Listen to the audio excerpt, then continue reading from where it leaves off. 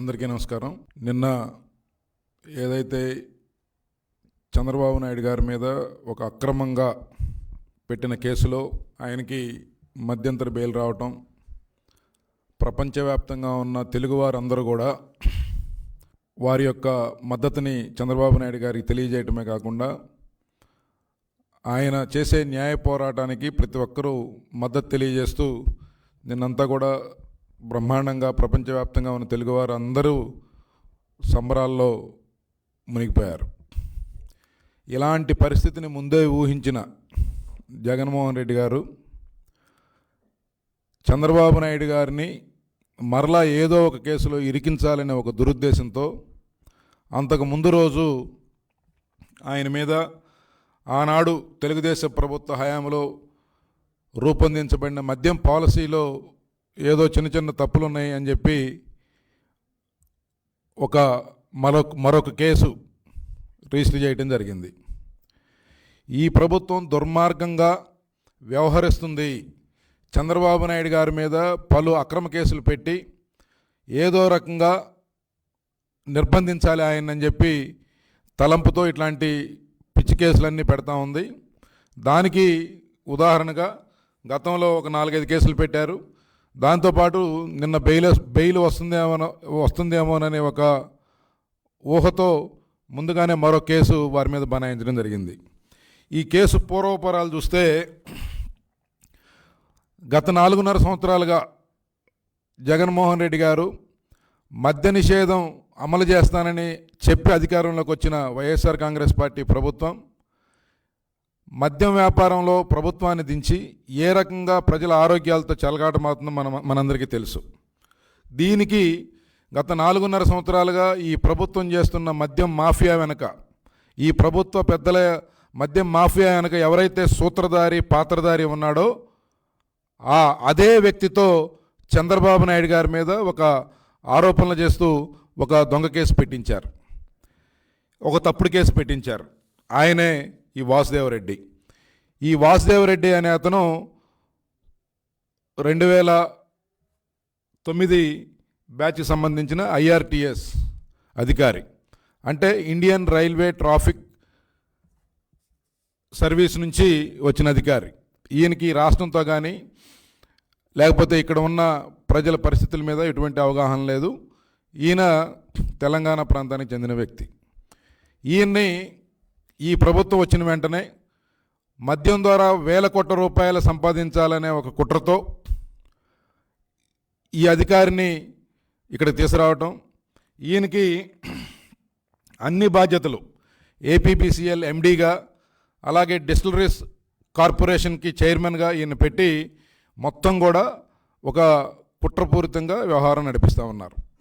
ఈరోజు రాష్ట్రంలో దాదాపు 40 లక్షల మంది అనారోగ్య పాలు కావడానికి, అలాగే దాదాపు 30,000 మందికి పైగా ప్రాణాలు కోల్పోవడానికి కారణమైన జగన్మోహన్ రెడ్డి గారు చంద్రబాబు నాయుడు గారి మీద ఆరోపణలు చేయటం, ఈ దొంగ కేసులు పెట్టించడం అనేది దుర్మార్గం. ఈ 4.5 సంవత్సరాల్లో రాష్ట్రంలో ఉండే పేదల రక్త మాంసాలని పీల్చి పిప్పి చేస్తూ ఈ మద్యం విధానం ద్వారా ఈరోజు దాదాపు 1,00,000 కోట్లకు పైగా తాడేపల్లి ప్యాలెస్కి ఆదాయం వచ్చింది. ప్రభుత్వానికి రావాల్సిన ఆదాయం పెరగకపోగా వీళ్ళ ఆదాయం మాత్రం పెరిగింది. దీనికి సూత్రధారి అయిన ఈ అధికారితో ఈరోజు వాళ్ళ చెప్పు చేతుల్లో ఉన్న అధికారితో మరొక కేసు పెట్టడం అనేది చాలా దుర్మార్గం. దీని వెనక కుట్రని ప్రజలు గమనించాలని చెప్పి కోరుతా ఉన్నాం. ఏదైతే వీళ్ళు ఆరోపణలు చేశారో గతంలో, అసలుకి ఈ అధికారి ఈయన APPCL కార్పొరేషన్కి MDగా ఉన్న అధికారి గత ప్రభుత్వం యొక్క మద్యం పాలసీ మీద, గత ప్రభుత్వంలో పాలసీలో తీసుకున్న నిర్ణయాల మీద ఈయన ఇప్పుడు కంప్లైంట్ చేయడం అనేది అందరూ బయట నవ్వుకుంటున్నారు. ఎందుకంటే ఈయనకన్నా ఆ రోజు ప్రిన్సిపల్ సెక్రటరీగా ఉన్న అజయ్ కలాం రెడ్డి గారు, అలాగే ఇతర అధికారులు, అలాగే ఆ రోజు ముఖ్యమంత్రి మంత్రుల మీద ఒక కింద స్థాయి అధికారి ఆ పాలసీని సమీక్ష చేయటం, ఆ పాలసీ మీద తప్పుడు ఆరోపణలు చేస్తూ కేసు పెట్టడం అనేది దుర్మార్గం అని చెప్పి ఈ సందర్భంగా తెలియజేస్తా ఉన్నా. ఈ ప్రభుత్వం యొక్క కుట్ర, మోసపూరిత వైఖరి ఏదో రకంగా బురద జల్లాలనే ఒక ప్రయత్నం స్పష్టంగా కనిపిస్తూ ఉంది. కాబట్టి దీంట్లో వీళ్ళు ప్రధానంగా చేసిన ఆరోపణలు ఏదైతే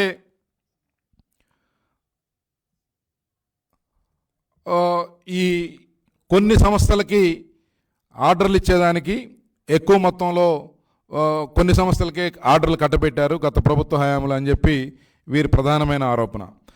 ఒకసారి గతంలో తెలుగుదేశం ప్రభుత్వ హయాంలో చంద్రబాబు నాయుడు గారి ముఖ్యమంత్రిగా ఉన్నప్పుడు ఉన్న మద్యం పాలసీకి ఈరోజు మద్యపాన నిషేధం చేస్తానని చెప్పి అధికారంలోకి వచ్చిన జగన్మోహన్ రెడ్డి గారి ప్రభుత్వం మద్యం పాలసీకి ఒకసారి ప్రజలు వ్యత్యాసాన్ని గమనించాలి. గతంలో కన్జ్యూమర్కి చాయిస్ ఉండేది. ఎవరైతే కస్టమర్ ఉన్నాడో అతనికి కావలసిన బ్రాండ్లు కొనుక్కునే అవకాశం అందుబాటులో ఉండే పరిస్థితి గతంలో ఉండేది. కానీ ఈరోజు జగన్మోహన్ రెడ్డి గారి ప్రభుత్వంలో కేవలం ఎంపిక చేసిన సంస్థలు, వారికి లాలూచీ పడే సంస్థలు, వారి యొక్క బినామీ సంస్థలు, వారి అడుగులకి మడుగులొత్తే సంస్థలు, వాటికి మాత్రమే ఆర్డర్లు ఇస్తారు. వాటికి మాత్రమే ఆ మందులు మాత్రమే ఆ షాప్స్లో అవైలబిలిటీ ఉంటాయి. కస్టమర్కి ఎటువంటి చాయిస్ లేదు. ఓన్లీ ఇక్కడ సప్లయర్ చాయిస్. ఈ సప్లయర్ ఎవరయ్యా అంటే ఏపీబీసీఎల్. ఈ ఏపీబీసీఎల్కి మొత్తం ఎండి వాసుదేవరెడ్డి, అలాగే డిస్టిలరీస్ కార్పొరేషన్కి చైర్మన్ వాసుదేవరెడ్డి. అంటే వాసుదేవరెడ్డిని అడ్డం పెట్టుకొని, బయట నుంచి తీసుకొచ్చిన అధికారిని అడ్డం పెట్టుకొని రాష్ట్రంలో ప్రతిరోజు నిత్యం ప్రభుత్వ ఆధ్వర్యంలో జరుగుతున్న మద్యం దుకాణాల్లో ఒక భారీ కుంభకోణం ఈరోజు ఈ ప్రభుత్వం చేస్తూ ఉంది. పేద ప్రజల రక్తమాంసాలని పీల్చి పిప్పి చేస్తూ రేట్లు పెంచడమే కాకుండా నాసిరకమైన మద్యాన్ని అందించడమే కాకుండా అందులో ఎక్కడా కూడా ట్రాన్స్పరెన్సీ, పారదర్శకతకి అవకాశం లేకుండా మొత్తం కూడా ఒక ప్రైవేటు వ్యాపారం లాగా ప్రైవేట్ సైన్యంతో ఈ మద్యం మాఫియాని నడిపిస్తూ ఉన్నారు. మందు తయారు చేసేది వాళ్ళే, డిస్టిలరీస్ వాళ్ళవే, లేకపోతే మిగతా ఎవరైనా వేరే వాళ్ళే ఉంటే వారిని బెదిరించి అందులో వాటాలు లాక్కుంటారు. వీళ్ళ బెనామీ వ్యక్తులతో మొత్తం వ్యాపారం చేయిస్తూ ఈరోజు ప్రజల్ని అడ్డగోలుగా దోచుకుంటూ గత 4 సంవత్సరాలుగా దాదాపు 1,00,000 కోట్ల రూపాయలు పైగా ఈరోజు తాడేపల్లి ప్యాలెస్కి ఈ మద్యం డబ్బులు వెళ్ళాయి. దానికి మేము గతంలో కూడా చాలాసార్లు ఈ అధికారి మీద, ఈ ప్రభుత్వం చేస్తున్న మద్యం వ్యవహారం మీద చాలాసార్లు మేము ప్రజలకు వివరించడం జరిగింది. వివిధ ఫోరంలో, అసెంబ్లీలో కూడా వీరి మీద మాట్లాడటం జరిగింది. కానీ అవేమీ పట్టించుకోకుండా కేవలం చంద్రబాబు నాయుడు గారి మీద, ఆనాటి ప్రభుత్వం మీద ఒక కుట్రపూరితంగా ఈ వాసుదేవరెడ్డిని ఒక పావులాగా వాడుకుంటూ ఆరోపణలు చేయటమే కాకుండా కేసు నమోదు చేయాలనే ప్రయత్నం చాలా దుర్మార్గం అని చెప్పి ఈ సందర్భంగా తెలియజేస్తా ఉన్నాను. అలాగే ఆనాడు చంద్రబాబు నాయుడు గారి ప్రభుత్వంలో ఒక ట్రాన్స్పరెంట్గా ఆ రోజు ఒక కమిటీలను ఏర్పాటు చేయటం, ఆ కమిటీల ఆధ్వర్యంలో వారి రికమెండేషన్స్ ప్రకారం, లేకపోతే రకరకాల టెండర్ కమిటీ కానీ, ప్రైస్ అప్రూవల్ కమిటీ కానీ, ఇవన్నీ కూడా అధికారులు, చీఫ్ జస్టిస్లు, రిటైర్డ్ చీఫ్ జస్టిస్లు, రిటైర్డ్ ఐఏఎస్లు, అలాగే చార్టెడ్ అకౌంటెంట్స్, ఇట్లా వివిధ రంగాలకు చెందిన వ్యక్తులందరినీ కూడా ఆ కమిటీల్లో ఏర్పాటు చేసి ఆ కమిటీల సిఫార్సుని ప్రభుత్వం అమలు చేసే విధంగా ఆ రోజు ఒక ట్రాన్స్పరెంట్గా నిర్ణయాలు తీసుకుంటే, ఈరోజు మద్యం పాలసీ మొత్తం కూడా, ఈరోజు వైఎస్ఆర్ కాంగ్రెస్ పార్టీ ప్రభుత్వం మద్యం పాలసీ మొత్తం కేవలం జగన్మోహన్ రెడ్డి గారు నిర్దేశించిన వ్యక్తులతో వ్యాపారం చేయటం, జగన్మోహన్ రెడ్డి గారు నిర్దేశించిన రేట్లకి మద్యం అమ్మే విధంగా తీసుకురావటం, వారికి కావలసిన కమిషన్లు, వారికి కావలసిన ఇవన్నీ కూడా అందిన తర్వాతే ఈరోజు ఆర్డర్లు ఇచ్చే పరిస్థితి ఈరోజు రాష్ట్రంలో కనపడతా ఉంది. ఈరోజు ఏ మద్యం దుకాణానికి వెళ్ళినా వినియోగదారుడికి కావలసిన బ్రాండ్ అక్కడ దొరకదు. ఆంధ్రప్రదేశ్లో దొరికే మద్యం బ్రాండ్లు ఏవి ఇతర రాష్ట్రాల్లో, మన దేశంలో ఏ రాష్ట్రంలో కూడా దొరకదు. ఇతర రాష్ట్రాల్లో, మన దేశంలోని ఇతర రాష్ట్రాల్లో దొరికే ప్రముఖ మద్యం బ్రాండ్లు ఏవి కూడా ఆంధ్రప్రదేశ్ రాష్ట్రంలో దొరకవు. ఇది ఇక్కడ ఉన్న కిటుకు. వీరి అవినీతికి మూలం ఇక్కడ ఉంది. దాంతో వీరికి కావలసిన వ్యక్తులకి టెండర్లు కట్టపెట్టడం ఇవన్నీ చేస్తూ ఉన్నారు. ఒకసారి వీళ్ళు చేసిన ఆరోపణలు ఒకసారి మనం చూసినట్లయితే,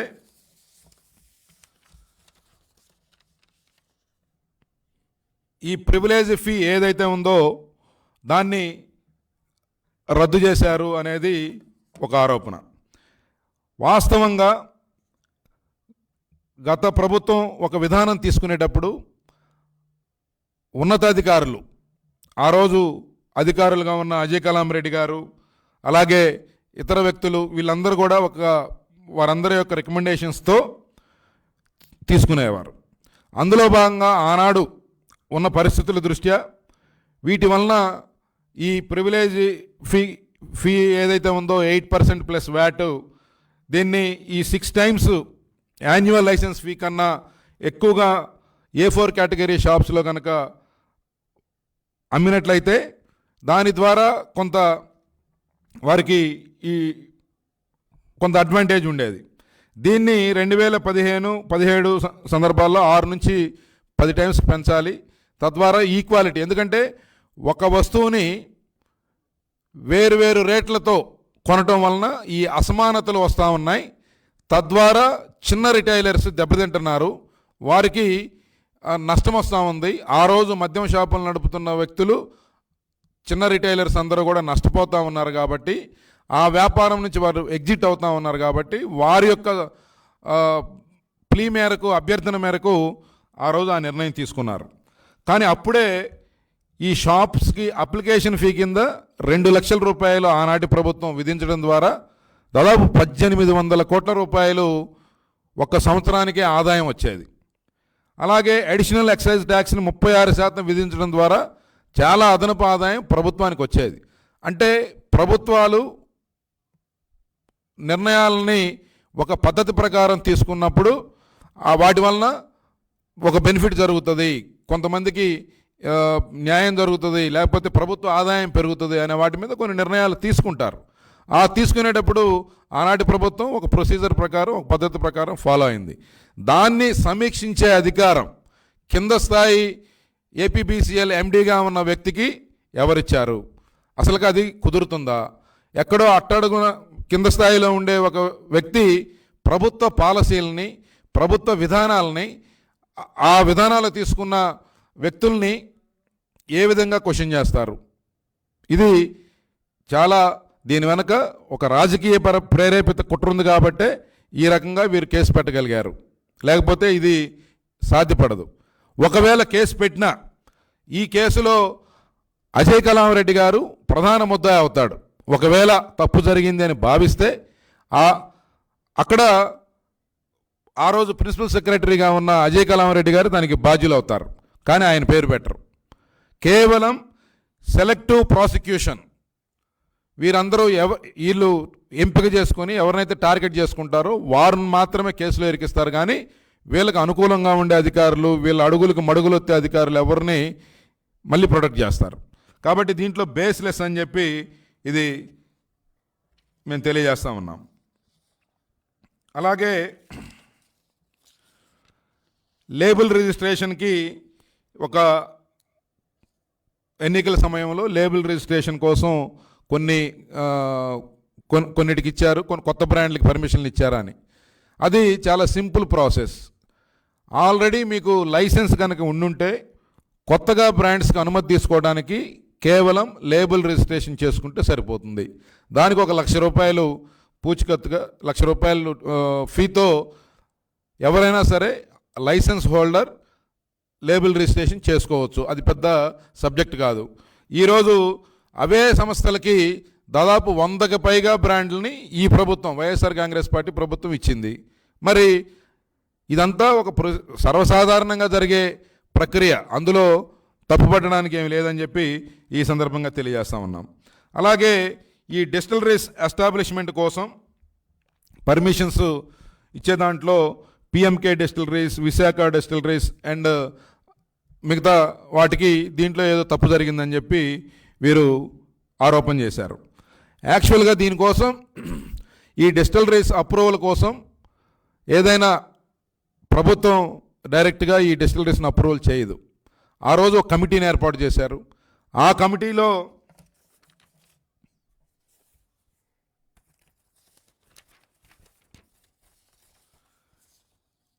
ప్రతిదానికి ఒక కమిటీ ఉండేది. టెండర్ కమిటీ, లేకపోతే ఈ పర్మిషన్స్కి అప్రూవల్కి ఒక కమిటీ, ఇవన్నీ కూడా ఉండేవి.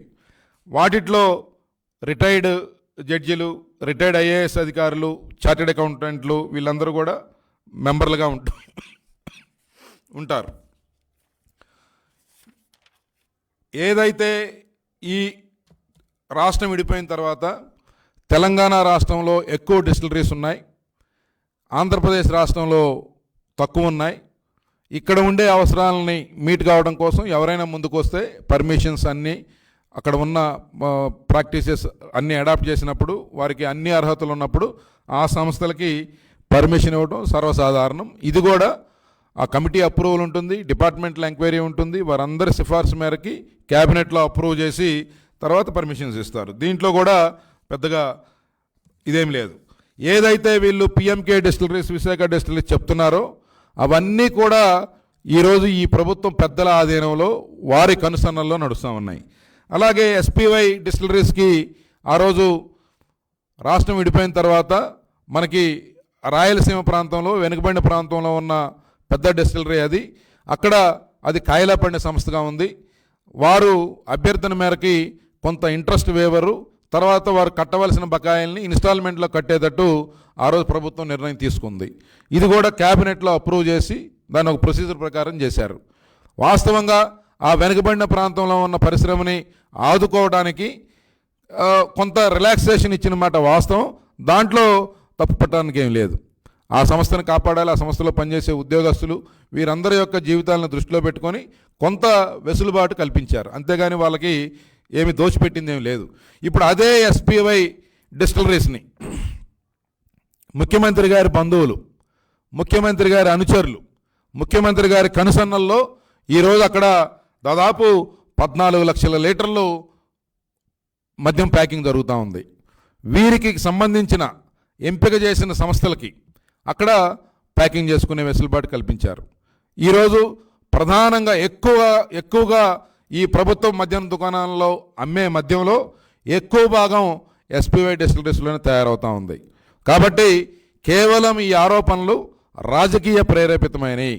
చంద్రబాబు నాయుడు గారు బయటకు వస్తారు, ఆయన్ని మరలా ఏదో కేసులో ఇరికించాలి, ఎక్కువ రోజుల పాటు ఆయన్ని ప్రజల నుండి దూరం చేయాలి, లేకపోతే ఏదో రకంగా ఇబ్బంది పెట్టాలి, బురద చల్లాలి, అవినీతి ఆరోపణలు, అవినీతి మరకలు ఆయనకు అందించాలనే ఒక దురుద్దేశం తప్పితే ఇక్కడ వేరే ఎటువంటి వాస్తవాలకి దూరమైన ఈ ఆరోపణలన్నీ కూడా మనకు కనపడతా ఉన్నాయి.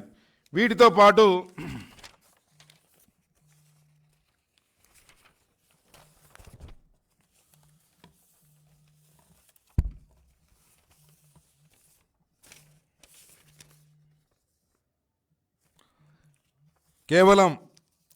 కేవలం రాజకీయ కక్షతో ఒక బేస్లెస్ ఆరోపణలు చేస్తూ ఈరోజు వీరు తీసుకున్న ఈ ఏదైతే కుట్రపూరితంగా ఈ కేసు పెట్టారో ఇది కంప్లీట్గా మేము ఖండిస్తున్నాం. వాస్తవంగా ఈరోజు ఆంధ్రప్రదేశ్ రాష్ట్రంలో జరుగుతున్న మద్యం మాఫియా వెనుక ఉన్న వాస్తవాలను బయటపెట్టడానికి తెలుగుదేశం పార్టీ ఎప్పటి నుంచో పోరాడుతూ ఉంది. వైఎస్ఆర్ కాంగ్రెస్ పార్టీ ప్రభుత్వం మద్యపాన నిషేధం చేస్తానని అధికారంలోకి వచ్చింది. దాన్ని తూట్లు పొడుస్తూ ఈరోజు మద్యంతో వ్యాపారం చేస్తూ రాష్ట్ర ఆదాయాన్ని గండి కొడుతూ డబ్బులు సంపాదిస్తూ ఉంది. దీని మీద మేము గతంలో చాలాసార్లు వివిధ స్థాయిలో ఎంక్వైరీలు అడగడం జరిగింది. ఈరోజు ఈ 52 నెలల వైఎస్ఆర్ కాంగ్రెస్ పార్టీ పరిపాలనలో దాదాపు 35-40 లక్షల మంది అనారోగ్య బారిన పడ్డారు. దాదాపు 30,000 మందికి పైగా ఈ మద్యం బారిన పడి, ఈ యొక్క కల్తీ మద్యం బారిన పడి ప్రాణాలు కోల్పోయారు. వేలాది కుటుంబాలు రోడ్డున పడ్డాయి. ఈ మద్యం పూర్తిగా క్వాలిటీ లేకుండా ఉండటం వలన చాలా దుష్పరిణామాలు జరుగుతూ ఉన్నాయి. వీటన్నిటి మీద 2019 నుంచి ఇప్పటి వరకు జరిగిన మద్యం పాలసీ మీద, మద్యం అమ్మకాల మీద, వీటన్నిటి మీద సమగ్రంగా సిబిఐ ఎంక్వైరీ వేయాలి. ఈ ప్రభుత్వం చిత్తశుద్ధి ఉంటే, ఈ ప్రభుత్వానికి ఏదైనా సరే నిజాయితీ నిరూపించుకోవాలనే దమ్ము ధైర్యం ఉంటే సిబిఐ ఎంక్వైరీ ప్రభుత్వం కోరాలి. మేము అడిగితే సిబిఐ ఎంక్వైరీ వేయరు. ప్రభుత్వం యొక్క నిజాయితీని నిరూపించుకోవాలి. ఈ 4.5 సంవత్సరాలకు మేమేం తప్పు చేయలేదని చెప్పి మీరు భావించి ప్రజలకు వివరణ ఇవ్వాలనుకుంటే దీని మీద మీరు సిబిఐ ఎంక్వైరీ కోరాలని చెప్పి ప్రభుత్వాన్ని డిమాండ్ చేస్తూ ఉన్నాం. ఇదే వాసుదేవరెడ్డి ఏదైతే గత ప్రభుత్వం మీద తప్పుడు ఆరోపణలతో ఒక కేసు రిజిస్టర్ చేశారో, ఇతను వచ్చిన దగ్గర నుంచి జరిగిన ప్రతి లావాదేవీ మీద కూడా మేము దర్యాప్తును కోరుతా ఉన్నాం. ఇతన్ని అడ్డం పెట్టుకొని వేల కోట్ల రూపాయలు, 1,00,000 కోట్లకు పైగా ఈ ప్రభుత్వ పెద్దలు సంపాదించారు. అవన్నీ కూడా పూర్తిగా రికవరీ చేయాలి. అది ప్రజల రక్తమాంసాలని పీల్చి పిప్పి చేసి కలెక్ట్ చేసిన డబ్బు. ఈరోజు ప్రతి విధానం కూడా లోపభూయిష్టం. ఈరోజు ఆంధ్రప్రదేశ్లో ఏ మద్యం షాపులో కూడా డిజిటల్ పేమెంట్లు యాక్సెప్ట్ చేయరు. ఈవెన్ కూరగాయలు కొట్టుకెళ్ళినా సరే గూగుల్ పేనో లేకపోతే ఫోన్పేనో తీసుకుంటారు. కానీ ఆంధ్రప్రదేశ్లో ప్రభుత్వ మద్యం దుకాణాల్లో ఎక్కడా కూడా డిజిటల్ పేమెంట్ చేయరు. అక్కడ 1,00,000 రూపాయలు అమ్మకం జరిగితే 10,000 రూపాయలు కూడా బిల్స్ ప్రొడ్యూస్ చేయరు. ఈరోజు చిన్న దుకాణానికి వెళ్ళినా కూడా మనం ఒక పేపర్ కొన్నా పెన్ను కొన్నా కూడా బిల్లు ఇస్తారు. కానీ ఇక్కడ రోజుకి ఇన్ని వేల కోట్ల రూపాయల వ్యాపారం జరిగే ఈ మద్యం దుకాణాల్లో ఎక్కడా కూడా బిల్లు ఇవ్వరు. ఇది మొత్తం కూడా ఊరికొక బెల్ట్ షాప్ గతంలో 1-2 ఉంటే వాటిని ఉక్కుపాదంతో అణిచివేయడానికి రకరకాల ప్రయత్నాలు గత ప్రభుత్వాలు చేశాయి. కానీ ఈరోజు ప్రతి గొంతులో ప్రతి సందులో గ్రామంలో మొబైల్ బెల్ట్ షాపులు పెట్టి ఈరోజు మద్యం మీద టార్గెట్లు పెట్టి ప్రభుత్వం ప్రజలతో మద్యం తాగిస్తూ ఉంది, ప్రెజరైజ్ చేస్తూ ఉంది. ఎక్కడా కూడా కేసులు పెట్టిన దాఖలాలు పట్టుకున్న దాఖలాలు లేవు. ప్రభుత్వమే ప్రోత్సహిస్తూ ఉంది. కాబట్టి వీటన్నిటి మీద సమగ్రమైన ఎంక్వైరీ జరగాలి. వీటన్నిటి మీద సమగ్రమైన విచారణ జరగాలి. సిబిఐ ఎంక్వైరీ వీటన్నిటి మీద వేసి వారి నిర్దోషిత్వాన్ని నిరూపించుకోవాలని చెప్పి మేము కోరుతా ఉన్నాం.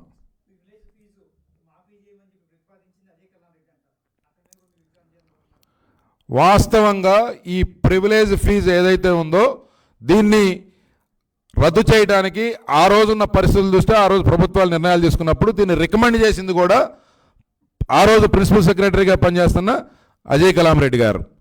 ఆయన సిఫార్సు మేరకి అప్పుడున్న పరిస్థితుల మూలాన ఆ రోజు ప్రభుత్వం క్యాబినెట్లో పెట్టి నిర్ణయం తీసుకుంది. ఈ నిర్ణయం మీద ఈరోజు ఈ ఐఆర్టీఎస్ అధికారి వాసుదేవరెడ్డి ఏపీపీసీఎల్ ఎండి కేసు పెడతాడు. అంటే ఆ రోజు ప్రభుత్వ నిర్ణయం అజయ్ కలాం రెడ్డి గారి సిఫార్సుతో ఆనాటి క్యాబినెట్ తీసుకుంటే చంద్రబాబు నాయుడు గారి మీద వీళ్ళు కేసు పెడతారు. ఆ కేసులో అజయ్ కలాం రెడ్డిని తప్పిస్తారు. అంటే తప్పు జరగలేదు, ఒకవేళ జరిగిందని మీరు భావిస్తే దాన్ని సిఫార్సు చేసిన వ్యక్తి అజయ్ కలాం రెడ్డి గారు. ఆయన మీద చర్యలు తీసుకోకుండా ఆయన సిఫార్సులను అనుగుణంగా తీసుకున్న క్యాబినెట్ నిర్ణయం మీద చంద్రబాబు నాయుడు గారి మీద కేసు పెట్టడం వీరి కుట్రకి పరాకాష్ట అని చెప్పి ఈ సందర్భంగా తెలియజేస్తా ఉన్నాం. ఆ రోజు ప్రభుత్వం ఏపీపీసీఎల్ ద్వారా ఎంపిక చేసిన రకరకాల సంస్థల దగ్గర నుంచి ఒక పాలసీ ద్వారా మద్యం కొనేవాళ్ళు. దానికి ఒక టెండర్ ప్రక్రియ ఉండేది, టెండర్ కమిటీ ఉండేది. ఆ టెండర్ కమిటీలో సభ్యులుగా ఆనాడు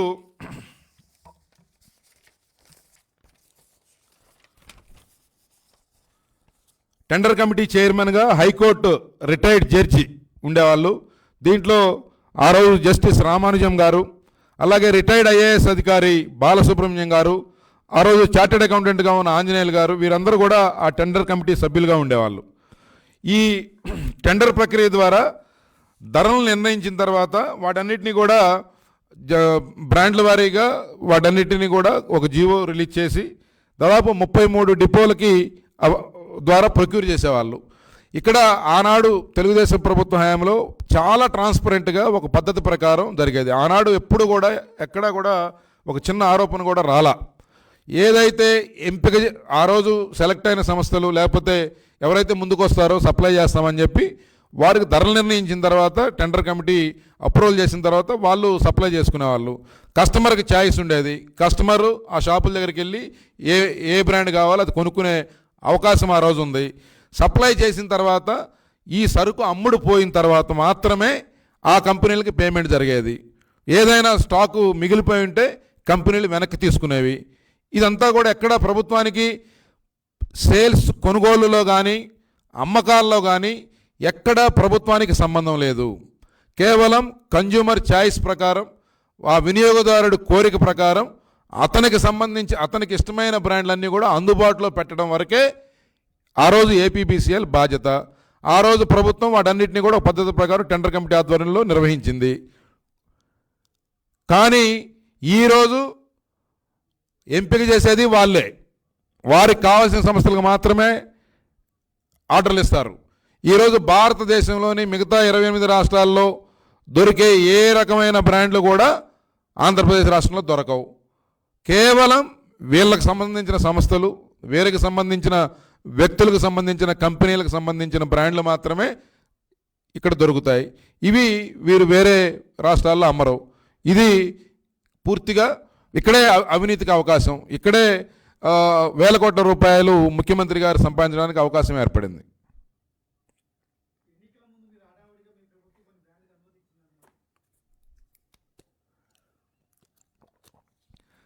వాస్తవంగా ఆల్రెడీ మీకు లైసెన్స్ ఉన్నట్లయితే కొత్తగా ఏదైనా ఒక బ్రాండ్ని మీరు మార్కెట్లోకి తీసుకెళ్ళాలనుకున్నప్పుడు ఆ రోజున్న పరిస్థితుల్లో ఎవరైనా సరే అప్లై చేసుకోవచ్చు. దానికి ప్రభుత్వానికి సంబంధం లేదు.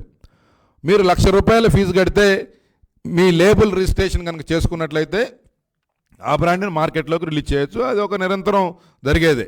ఈరోజు వైఎస్ఆర్ కాంగ్రెస్ పార్టీ అధికారంలోకి వచ్చిన తర్వాత 108 కొత్త బ్రాండ్లకి పర్మిషన్స్ ఇచ్చారు. మరి వాటిని ఏమంటారు అంటే, నార్మల్గా జరిగే ఒక ట్రాన్స్పరెంట్గా జరిగే పద్ధతిలో కూడా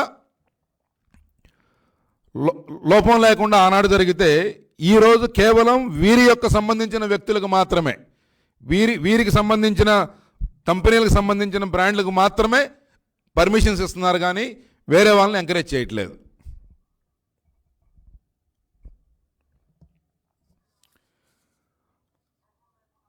ఈ సందర్భంగా మేము ఒకటే కోరుతా ఉన్నాం.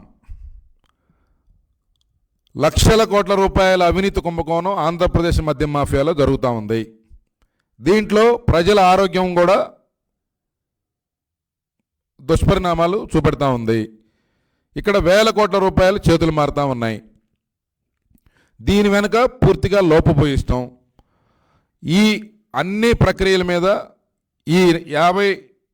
దాదాపు 4.5 సంవత్సరాల మద్యం విధానం మీద, జరుగుతున్న కొనుగోళ్లు అమ్మకాల మీద సిబిఐ ఎంక్వైరీ వేయాలి.